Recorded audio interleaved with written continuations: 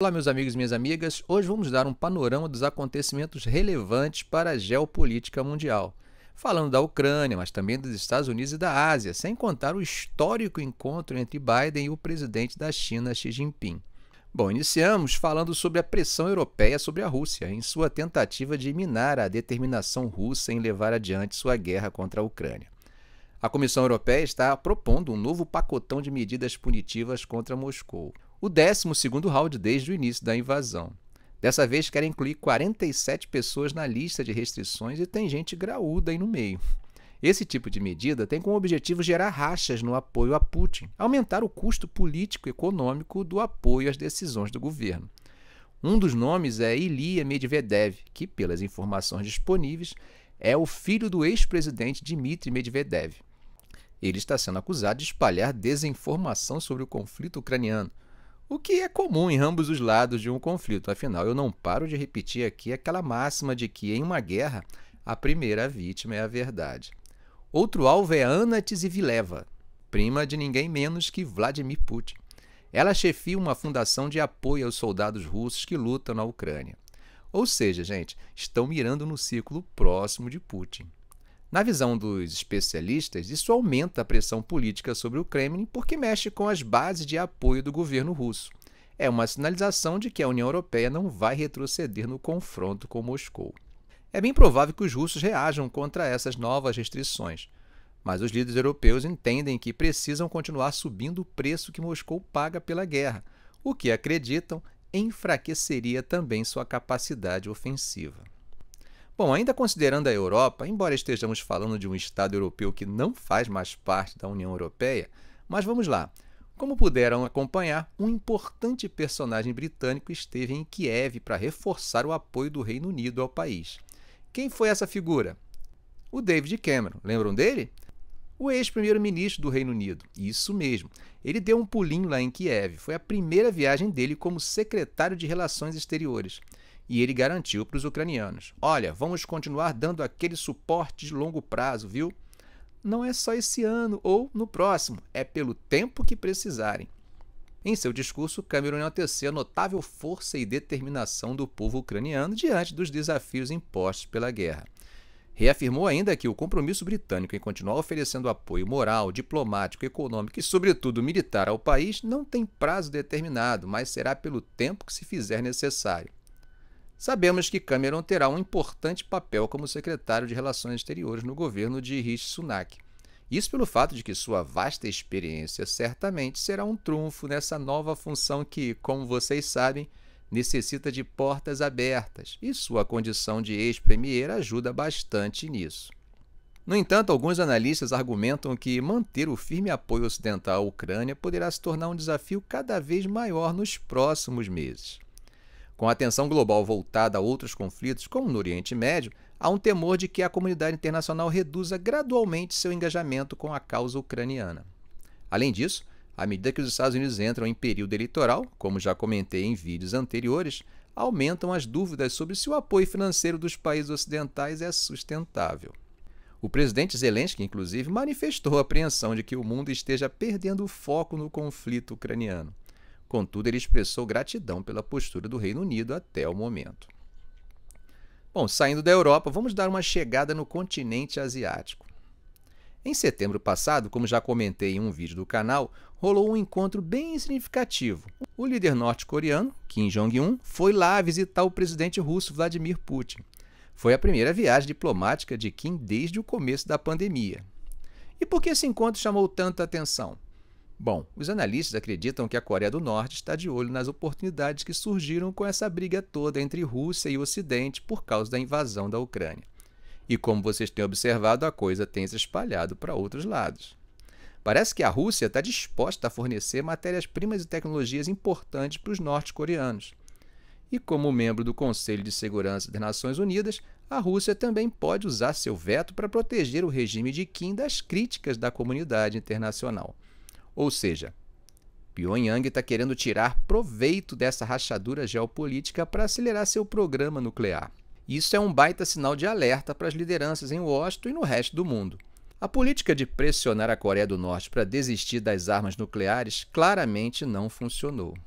E com esse novo cenário, fica ainda mais difícil para os Estados Unidos insistirem só na desnuclearização da Península Coreana. Na minha opinião, chegou a hora de os americanos adotarem uma abordagem mais pragmática. Em vez de ficar apenas ameaçando sanções, seria melhor tentar reduzir os riscos nucleares e as tensões na região, o que incentivaria Pyongyang a voltar para a mesa de negociação. Primeiro, enquanto a Casa Branca conduzia sua revisão de política para a região em 2021, vimos sinais claros de que a Coreia do Norte ganhava espaço para acelerar sua modernização militar, sem enfrentar consequências ou críticas internacionais significativas.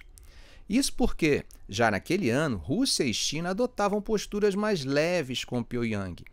Chegaram inclusive a defender uma diminuição das sanções contra os norte-coreanos, em parte para recompensar a moratória voluntária imposta por Pyongyang desde 2018 a testes de mísseis e armas nucleares. Esse realinhamento se tornou ainda mais evidente após a invasão russa da Ucrânia. Moscou e Pyongyang passaram a identificar ameaças mútuas partindo dos Estados Unidos e seus aliados. Hoje, Rússia e China bloqueiam qualquer tentativa de censura ou imposição de novas sanções à Coreia do Norte no Conselho de Segurança das Nações Unidas. A China foi além. Pediu abertamente que Washington e seus parceiros regionais considerem as preocupações legítimas de segurança da Coreia do Norte. Em outras palavras, Pequim sinaliza tolerância com o avanço do programa nuclear norte-coreano, argumentando seu direito legítimo de procurar garantir sua segurança. Como vocês podem perceber, à medida que Pyongyang acelera seu programa de armamentos, vemos grandes potências regionais adotando posturas menos agressivas. E isso traz desafios enormes para a formulação de políticas de Washington, levando o tio Sam a pensar bastante sobre como se movimentar no tabuleiro mundial. Desde que anunciou seu plano de modernização militar de 5 anos em 2021, Pyongyang acelerou os esforços para fortalecer suas capacidades como potência nuclear.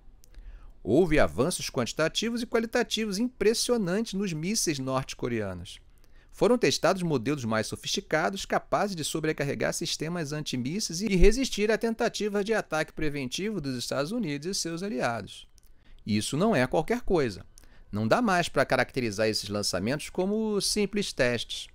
Na verdade, são demonstrações práticas de utilidade militar e ensaios para cenários de guerra nuclear ou conflitos de alta intensidade.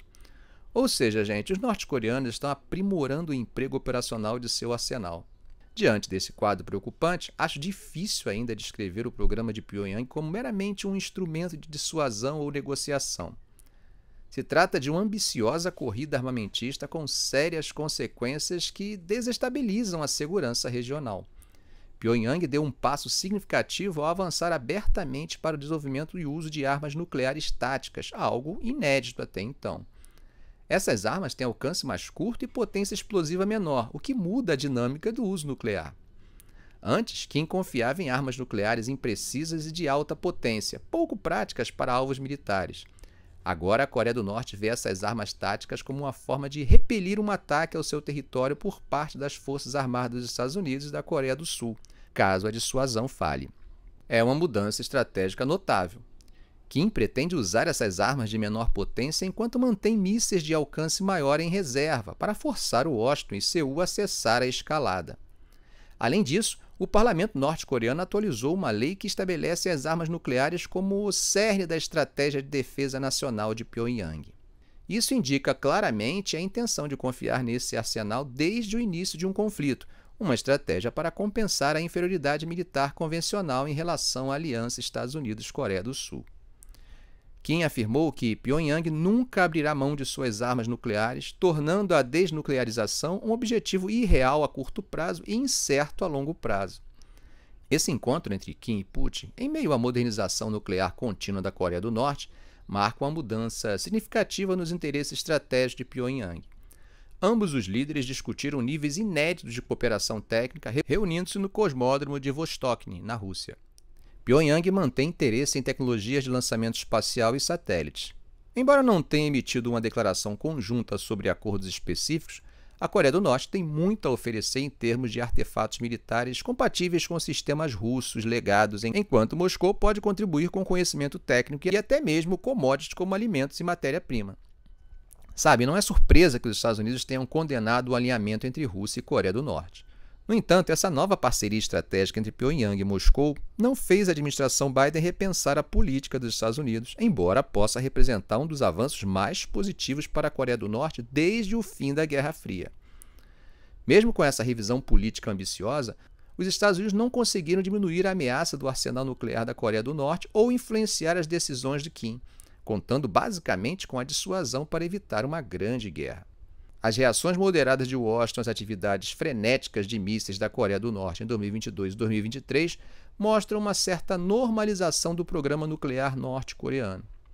Isso é um problema, porque uma aproximação tão intensa entre Rússia e Coreia do Norte, principalmente com esse nível de cooperação técnica sem precedentes, poderia amplificar a ameaça que a Coreia do Norte representa para os Estados Unidos e seus aliados.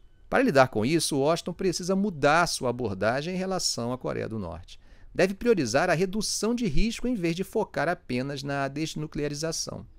Essa é uma maneira mais prática de evitar uma guerra nuclear, que é o objetivo de segurança mais importante dos Estados Unidos e de seus aliados na península. É crucial lembrar de algo básico nesse tema, de que a Coreia do Norte, assim como qualquer país nuclearmente armado, também não quer uma guerra nuclear. Uma política dos Estados Unidos focada na redução de riscos colocaria em destaque esse interesse mútuo, criando um ponto de partida para o diálogo e o progresso na prevenção da guerra nuclear. Isso é bem diferente, na perspectiva de Pyongyang, da ideia de desnuclearização, que é vista como algo inatingível. Esforços específicos para reduzir riscos, como lidar com mal-entendidos e evitar escaladas ocidentais, seriam um grande passo nesse sentido. A história é um excelente professor, mas sua reprodução simplesmente não é a melhor forma de aprender com ela, pelo simples fato de que os homens mudam, os países mudam, as tecnologias mudam. E embora alguns padrões permaneçam, pequenas alterações nas disposições de poder entre os estados já produzem variáveis suficientes para tornar as análises de cenários mais complexos do que uma simples olhada no espelho da história seria capaz de dar conta. É importante compreender que as analogias históricas nem sempre são aplicáveis ao cenário de segurança atual no Nordeste Asiático, e confiar demais nelas pode levar a conclusões perigosas. Ao contrário do contexto do início da Guerra Fria, em que a OTAN era inferior à União Soviética em termos convencionais, a Coreia do Norte encontra-se em desvantagem convencional em relação à aliança entre os Estados Unidos e a Coreia do Sul, buscando compensar essa inferioridade com armas nucleares. Por isso, acho que a ampliação das capacidades nucleares, seja através de implantações nucleares dos Estados Unidos na Península Coreana ou pela posse de armas nucleares pela Coreia do Sul, contribuiria muito pouco para fortalecer a dissuasão e, em consequência, poderia aumentar bastante os incentivos de Pyongyang para empregar armas nucleares logo no início de um conflito. A recente aproximação entre Kim e a Rússia pode sugerir a ideia de abandonar por completo o envolvimento dos Estados Unidos com uma Coreia do Norte armada nuclearmente. Entretanto, ao meu ver, é importante recordar que, historicamente, Pyongyang tem buscado obter benefícios onde possível, e os Estados Unidos sempre foram um alvo de alta prioridade na política externa norte-coreana. É preciso muita coragem para uma reavaliação dessa abordagem americana, mas isso poderia oferecer a Pyongyang razões para reconsiderar a diplomacia. Isso não seria uma capitulação, mas sim um reconhecimento da realidade de que os Estados Unidos e seus aliados provavelmente terão que conviver com uma Coreia do Norte armada nuclearmente por um período considerável. Dessa forma, o objetivo primordial seria manter o risco nuclear tão baixo quanto possível. Bom, para não sairmos da Ásia de forma brusca, vamos falar do encontro entre o presidente chinês e o presidente dos Estados Unidos, que, é claro, entre outras coisas, também conversaram sobre a Ásia. Eles tiveram uma conversa de 4 horas nos arredores de São Francisco, focada nos pontos delicados que têm causado tensão entre os Estados Unidos e a China. Biden e Xi Jinping concordaram em estabelecer uma linha direta presidencial, retomar contatos militares e trabalhar juntos para controlar a produção de fentanil, um desafio importante nos Estados Unidos. Um avanço significativo foi o planejamento para retomar os contatos militares que a China havia interrompido após a visita de Nancy Pelosi a Taiwan em 2022. Só por isso já teria sido positivo o encontro. O presidente Biden demonstrou entusiasmo com a reabertura de comunicações direta entre os dois líderes e afirmou que cada um pode se ligar diretamente com o outro sem a ajuda de intermediários. No entanto, em um ponto que pode ter desagradado os chineses, Biden manteve sua posição de que Xi é um ditador. Em resposta, Xi argumentou que a visão negativa do Partido Comunista nos Estados Unidos é injusta, segundo relatos de um funcionário americano presente na reunião. Claro que, por mais que pudessem tentar evitar, Taiwan aparece na conversa. Xi Jinping, como sabem, disse para o Biden que a China prefere uma reunificação pacífica com Taiwan, que eles consideram um território chinês, mas deixou claro que, dependendo do rolê, da resenha, eles poderiam usar a força. Biden, por sua vez, enfatizou a importância de manter a paz e a estabilidade no Estreito de Taiwan e pediu para Xi Jinping respeitar o processo eleitoral na ilha. Segundo relatos, o presidente chinês teria dito mais ou menos assim: olha, paz é ótimo, mas em algum momento a gente precisa chegar a uma resolução de forma mais definitiva. E, é claro, foi além e pediu aos Estados Unidos para parar de mandar armas para Taiwan e apoiar a reunificação pacífica com a China. Mudando de assunto, Biden aproveitou a oportunidade e pediu para o líder chinês usar sua influência com o Irã para evitar ataques contra alvos americanos no Oriente Médio, o que, como já comentamos em alguns vídeos do canal, tem aumentado bastante ao longo do mês de outubro. Foi dentro do que a boa diplomacia manda, uma lição para muita gente. Divergência de ideias, por mais que sejam profundas, não impede diálogo, educação e cortesia. Biden recebeu o líder chinês na elegante propriedade Filoli, uma mansão com exuberantes jardins a cerca de 48 quilômetros ao sul de São Francisco, local que mais tarde abrigaria a cúpula do Fórum de Cooperação Econômica Ásia-Pacífico, APEC. A reunião da APEC acontece em um cenário em que a economia chinesa mostra sinais de fragilidade, marcada por disputas territoriais entre Pequim e seus vizinhos, somado ao conflito no Oriente Médio que separa os Estados Unidos de seus aliados. Xi Jinping entrou na reunião buscando um reconhecimento maior dos Estados Unidos, à medida que a economia chinesa enfrenta desafios para se recuperar do crescimento lento. Biden, como anfitrião, procurou adotar uma postura calorosa e acolhedora. Um vídeo dos dois se despedindo, trocando apertos de mão, foi compartilhado pelo Global Times, tabloide estatal chinês, demonstrando que a diplomacia funcionou, passando uma imagem de certa distensão. Eu gostei bastante de uma frase dita pelo líder chinês durante a reunião. Ele disse: "É irreal que um lado tente remodelar o outro. Conflito e confronto trazem consequências insuportáveis para ambos." Tudo isso enquanto estavam sentados em torno de uma mesa longa em uma suntuosa sala de conferências. Biden ressaltou a importância de manter a competição saudável entre os países, sem que isso se transforme em conflito, e de gerir a relação de maneira responsável. Após o almoço, os líderes deram um breve passeio nos belos jardins da mansão. O encontro durou cerca de 4 horas. Biden acenou para os repórteres e expressou otimismo quando questionado sobre as conversas. "Tudo bem", afirmou ele. Xi Jinping, ao iniciar o diálogo, observou que muita coisa havia mudado desde o último encontro deles em Bali há um ano, destacando os impactos da pandemia de Covid e salientando que a relação Estados Unidos-China é a mais crucial do mundo. Ele enfatizou: para duas nações de grande porte como a China e os Estados Unidos, virar as costas um ao outro não é uma opção viável.